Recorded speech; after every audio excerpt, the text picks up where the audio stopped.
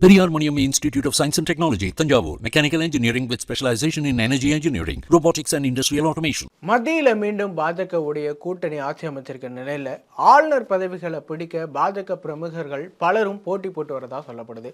இந்த போட்டியில சரத்குமாரும் இடம்பெற்றிருக்காரு அப்படிங்கிறதா யாருமே எதிர்பார்க்காத ஒரு விஷயமா இருக்கு. ஆளுநர் பதவிக்கான போட்டியில முன்னாள் தெலுங்கானா ஆளுநரும் மூத்த பாஜக தலைவருமான தமிழிசை சவுந்தரராஜன் பெயரும் அடிபட்டு வருது. இதற்கு பின்னாடி காரணங்கள் இல்லாமல் இல்லை. சந்திரபாபு நாயுடு பதவியேற்பு விழாவில் நடந்த சம்பவங்கள் நமக்கு நினைவிருக்கும். தமிழிசை சவுந்தரராஜனை அமித்ஷா கடிந்து கொண்ட எச்சரிக்கை சம்பவத்தை அன்னைக்கு நாடே பார்த்து மறந்து போச்சு. பொது மேடையில் அமித்ஷாவுடைய அந்த கண்டிப்பு வெவ்வேறு கோணங்களில் சர்ச்சைகளை கிளப்பி விவாதங்களையும் ஏற்படுத்துச்சு. ஆனால் தென் சென்னையில் போட்டியிட விரும்பிய பாஜக மாநில செயலாளர்களில் ஒருத்தர் தான் இதற்கெல்லாம் காரணம் அப்படின்னு உளவுத்துறை மூலமாக அமித்ஷாவுக்கு தெரிய வந்ததாகவும் சொல்லப்படுகிறது.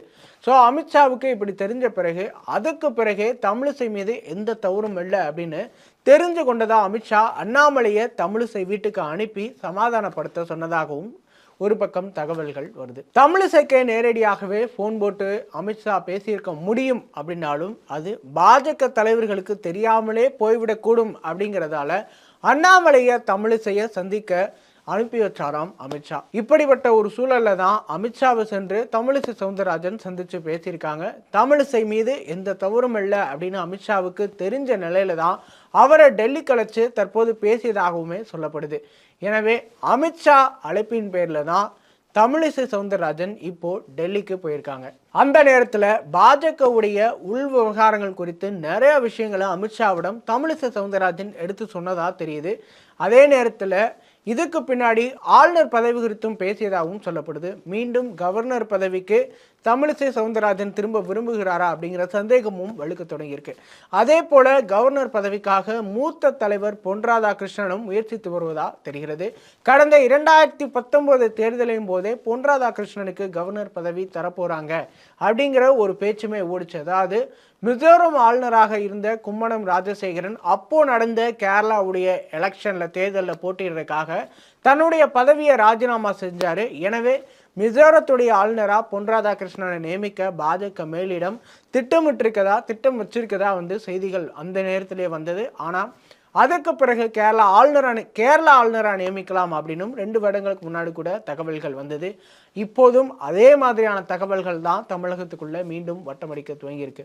பொன் ராதாகிருஷ்ணனுக்கு ஆளுநர் பதவி கிடைக்குமா அப்படிங்கிற எதிர்பார்ப்பு இப்ப திரும்பவும் எழுந்திருக்கு. இந்த பாஜகவுடைய சீனியர்களுக்கிடையே திடீரென போட்டியில என்ட்ரி கொடுத்திருக்கிறாராம் சரத்குமார். ஏற்கனவே சரத்குமார் பாஜகவுடைய மாநில தலைவர் பதவிக்கு முயற்சி செஞ்சதாகவும், ஆனா இவருடைய கட்சியிலிருந்து பாஜகவுக்கு தாவிய கருணாகராஜன் உள்ளிட்டவர்கள் சரத்குமார தலைவராக ஏற்பதற்கு முட்டுக்கட்டை போட்டு விட்டதாகவும் பாஜகவுக்குள்ளேயே சில முணுமுணுப்புகள் ஏற்கனவே கடந்த காலங்களில் தொடர்ந்து வந்துகிட்டே இருந்தது.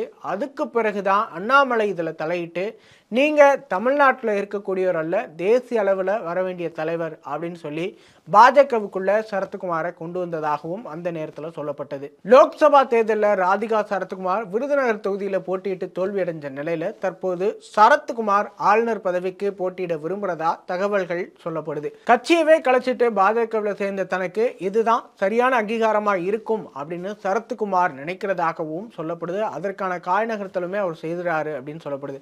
ஆனா இது எந்த அளவுக்கு சாத்தியம் அப்படிங்கிறது தெரியல. ஏன் அப்படின்னா சரத்குமாருக்கு முன்னதாகவே அவருடைய நெருங்கிய நண்பர் ராதாரவி பாஜகவில் இணைஞ்ச நிலையில இதுவரை தனக்கு எந்த பதவியும் தரவில்லை, மரியாதையும் தரவில்லை அப்படின்னு வெளிப்படையாகவே தன்னுடைய பேட்டிகளில் பல நேரங்களில் புலம்பி வர நிலையில சரத்குமாருக்கான எதிர்பார்ப்பு எந்த அளவுக்கு பூர்த்தியாகும் அப்படிங்கிறது தெரியாத ஒரு நிலை தான் இருக்கு. அது மட்டுமல்ல, சொந்த மாநிலத்தை சேர்ந்தவர்களே அதே மாநிலத்தில் ஆளுநராக்க முடியாது. அப்படி இருக்கும்போது ஆளுநர் பதவிக்கு அடிபட்டாலும் அது எப்படி அமைய போகுது, எந்த மாநிலத்துக்கு அமைய போகுது அப்படிங்கிறதுமே தொடர்ந்து ஒரு எதிர்பார்ப்பை கிளப்புற ஒரு விஷயமா தான் இருக்கு. Periyar Maniam Institute of Science and Technology, Tanjavur, Mechanical Engineering with specialization in Energy Engineering, Robotics and Industrial Automation.